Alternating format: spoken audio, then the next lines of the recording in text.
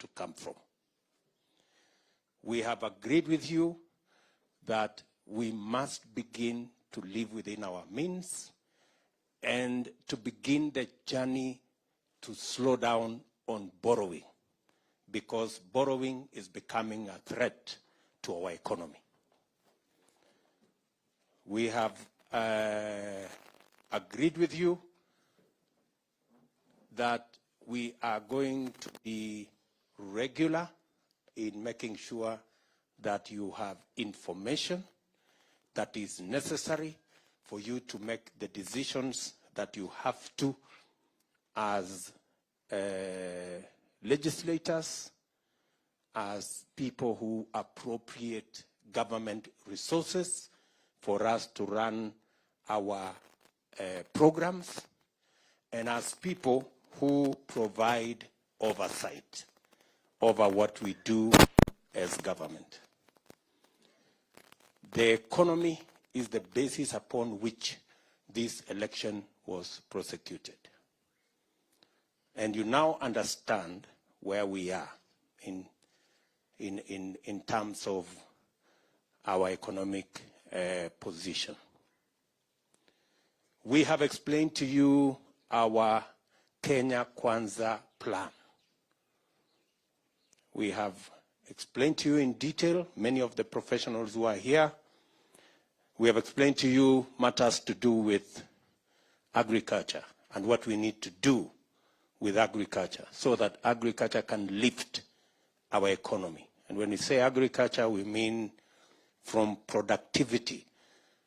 We have agreed that with appropriate intervention, we can increase our productivity without necessarily increasing the acreage of the land we are using under our agricultural activities.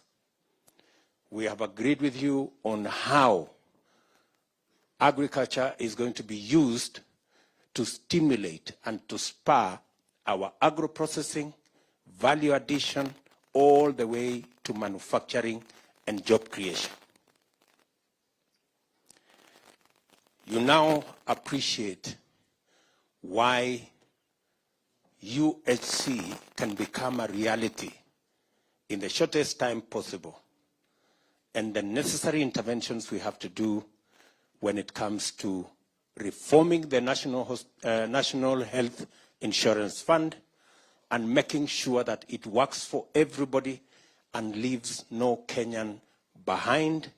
You have heard here that every year 1 million Kenyans run the risk of being destitute because of illness. And that is why it is necessary for us to urgently reform the NHIF and roll out our universal health coverage plan, which we sold to the people of Kenya, and that is why they elected us. We have also agreed on what we need to do with our housing plan. You now understand better why this housing plan is not just about building houses. It's a whole concept of transforming communities and transforming our nation. Getting the people in slums to live in decent habitat. Making sure that we create more home owners than rent payers. We also ensure that through the housing plan, we also make millions of our young people to have jobs. We have desegregated the housing plan so that it also begins to create industry. Every item.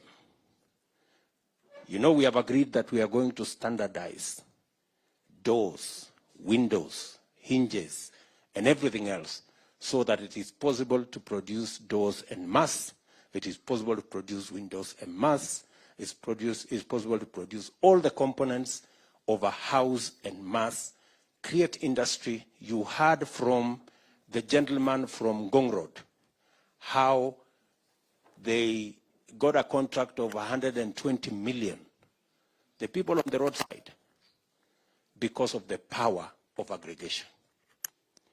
I think we've also agreed with you that we have among the lowest saving as a percentage of GDP in our region. It is not possible for us to continue contributing 200 shillings and pretending that we are doing anything called saving. It is not saving. It is a joke.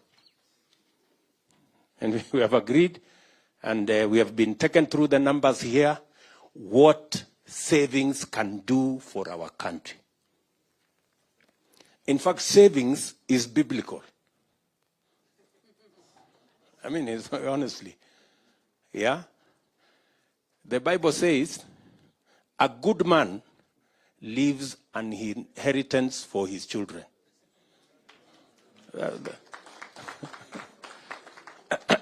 So, for those of you who are believers, you will also be fulfilling what the Bible says. And you could possibly go to heaven. for saving, you know? So we all agree that we have to raise our savings as a percentage of GDP. It is not possible for NHIF to continue receiving 200 shillings from people who earn as much as 1,500,000, 200,000. You have heard that it's even becoming expensive administering the 200,000. We have just been told here, if you continue with the 200 shillings, it is better to stop. So, good people, we have to do the necessary reforms, change the law, amend the regulations so that we can save appropriately. We've all been given the benefits of saving. It not only secures our future, it gets us the resources to implement and grow our country, to implement our plans, to fund our development, so that when we fund our development, we create jobs.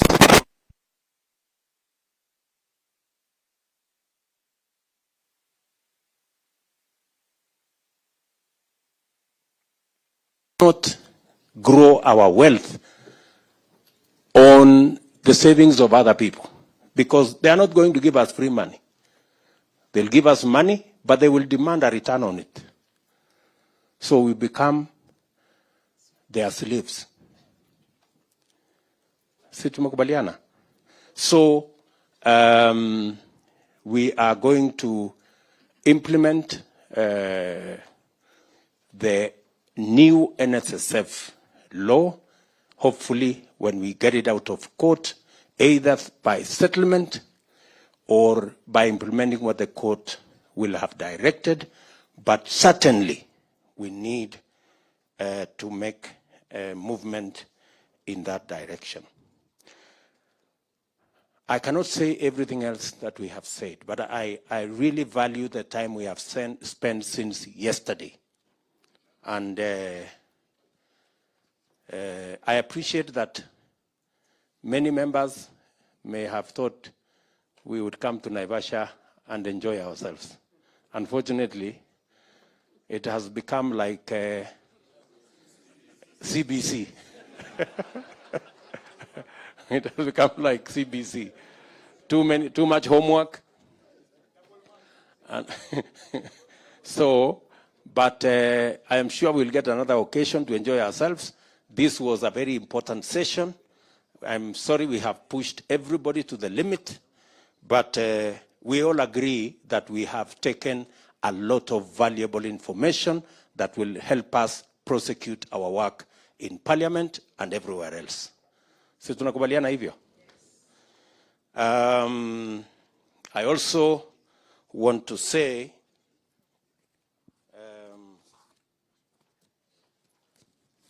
that this afternoon we have also chosen our leadership in both houses, the leaders of majority in Senate, and the leaders of the majority coalition party in the National Assembly.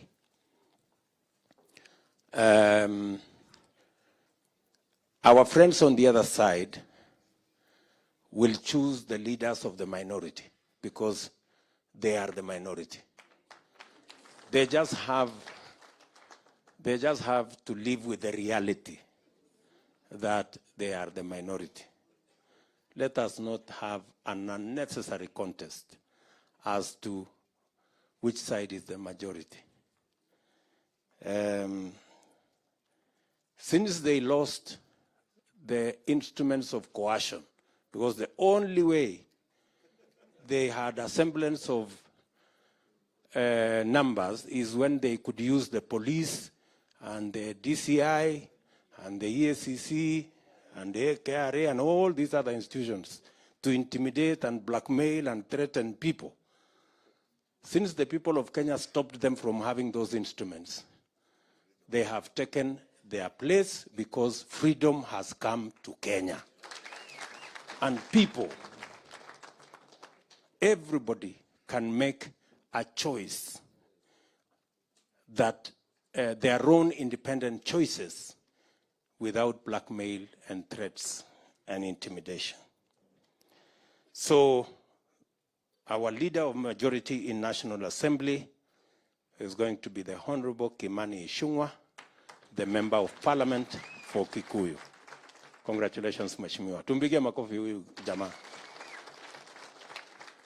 The Deputy Leader of Majority in the National Assembly is Owen Baya, the Member of Parliament for Kilifi South. Kilifi North, sorry. Pigeni makofi.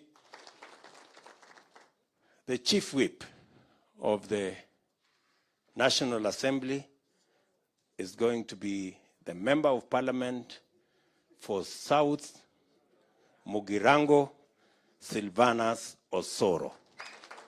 Congratulations, Mheshimiwa. The Deputy Whip of the National Assembly is going to be Naomi Wako, the Women Member of Parliament for Marsabit County.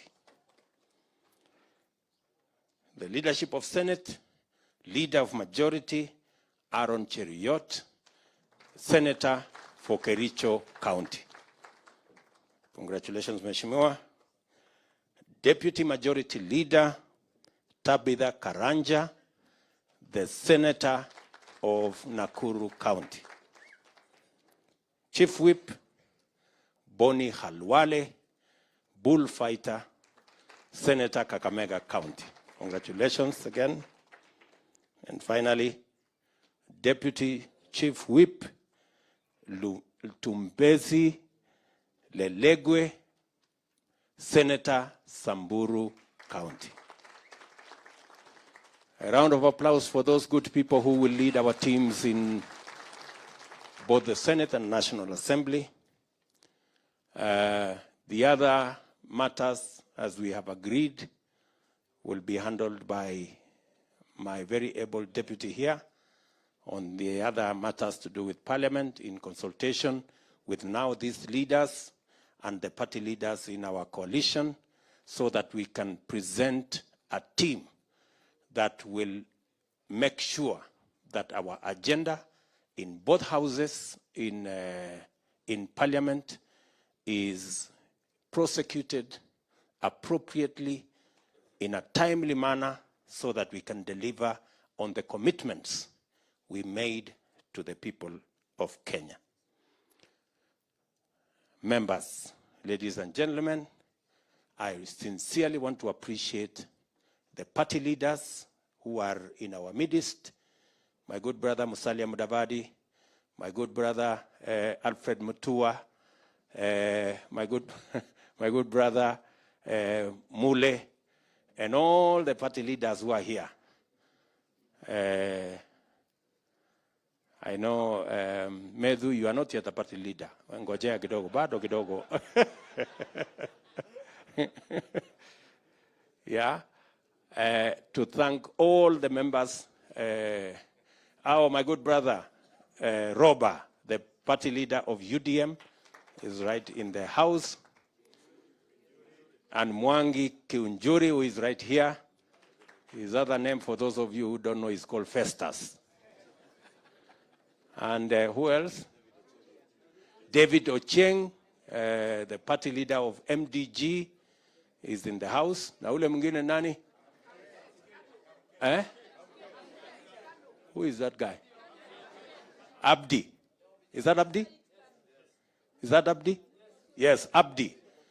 The party leader of NAP from all the way from Ijara. Nani mwingine? Kamket.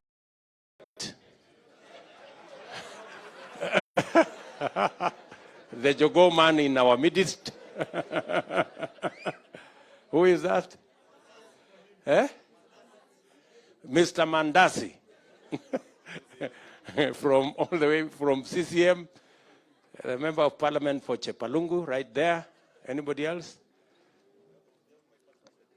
Of course, the party leader of Ford Kenya is not here because he's our speaker, and we would rather keep him neutral from this. But I think the acting party leader for this meeting is investor there.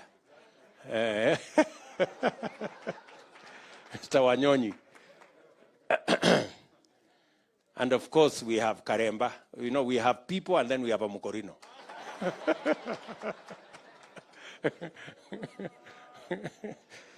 Okay. So, members, congratulations to all of you for making time so that we can engage in this meeting. I wish you the very best in the rest of the balance of the meeting. I think we can conclude this meeting there now so that we are all free to enjoy the balance of the evening, and then we can leave tomorrow morning. So, asanteni sana. Is there anything? Okay, I think that concludes the business of this parliamentary group meeting. Asanteni sana, and may the good Lord bless you. Asanteni. Your Excellency.